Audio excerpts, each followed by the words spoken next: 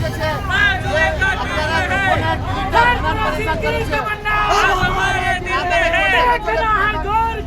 बाजुए का दिल में है, देखना है जोर कितना, बाजुए का दिल में है, देखना है जोर कितना, बाजुए का दिल में है।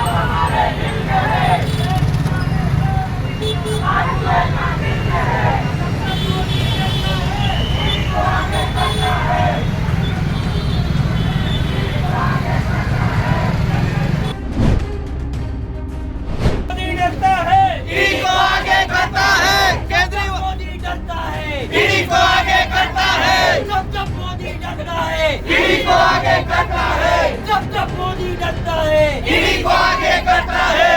इंकलाब जिंदाबाद, जिंदाबाद, इंकलाब जिंदाबाद, इंकलाब जिंदाबाद, इंकलाब, इंकलाब जिंदाबाद, इंकलाब जिंदाबाद।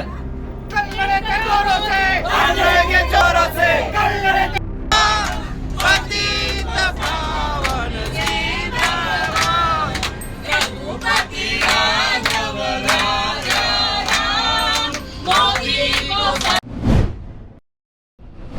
ભગતસિંહ વીર ભગતસિંહની જે આજે શ્રદ્ધાંજલિ આપવા આવ્યા છે, આજે એમનો પુણ્યતિથિ છે અને આ દિવસે અમે આજે વર્ષોથી અહીંયા આવી અને તેમને ફૂલમાળા ચડાવી અને આમ આદમી પાર્ટી તરફથી શ્રદ્ધાંજલિ આપીએ છીએ। ખાસ ઈડીની રેડ થઈ છે, શું કહેવા માંગશો? ખરેખર બહુ દુઃખદ વસ્તુ છે કે લોકશાહી દેશમાં જો સંવિધાનને કચડી નાખવામાં આવતું હોય અને જે બી નડતું હોય કે જે આગળ વધતું હોય એને કચડી અને દબાવી દેવા અને કોઈ પણ વસ્તુને બહાર આવતા પહેલા એનું આયોજન કરી દેવું, ખરેખર તો આ જે એસબીઆઈના બોન્ડ છે એની જે પ્રક્રિયા વધુ જે બહાર ખુલવાની હતી અને એ જો ખુલે તો ભાજપ માટે ખૂબ જ હાનિકારક હતું અને ભાજપ સરકારે એક એવો મુદ્દો લાવીને મૂકી દીધો કે કેજરીવાલની ધરપકડ।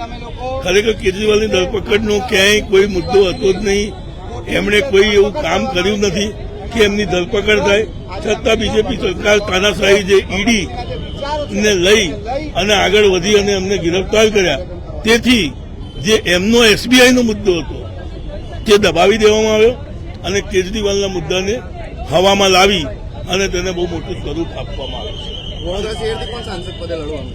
વડોદરા શહેરથી આમ આદમી પાર્ટી અને કોંગ્રેસનું જે ગઠબંધન છે, હવે કોંગ્રેસમાંથી આજ અથવા આવતીકાલે ડિક્લેર થશે કે કોણ સાંસદ। લોકશાહીને ખતમ કરવા માટે આજે આ તાનાશાહી ચલાવી રહ્યા છે। આજે જો દિલ્હીના સીએમ અરવિંદ કેજરીવાલ તો આજે દેશના દરેક યુવાનોને ખતરો છે। ગમે ત્યારે ગમે તેવા કેસમાં આ સરકાર તે લોકોને એરેસ્ટ કરી શકે છે। આ ખૂબ જ દુઃખદ અને ખોટી વાત છે। આજે અમે ભગતસિંહ પુષ્પાંજલિ કરવા આવ્યા હતા અને સાથે અમારા જે કેજરીવાલજીને ખોટા કેસની અંદર એરેસ્ટ કરવામાં આવ્યા છે એનો વિરોધ પ્રદર્શન કરવા માટે આવ્યા।